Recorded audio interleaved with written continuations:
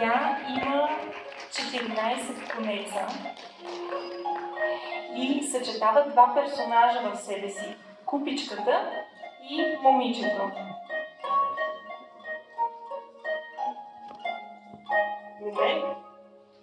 Тихо, купички! Виж колко много хора има. Да, защото сме не почва такава вечер. Тихо!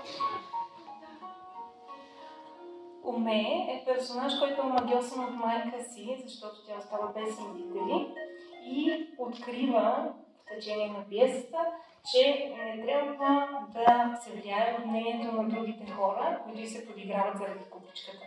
Среща и Таро, в когото се влюбва и заедно развалят магията.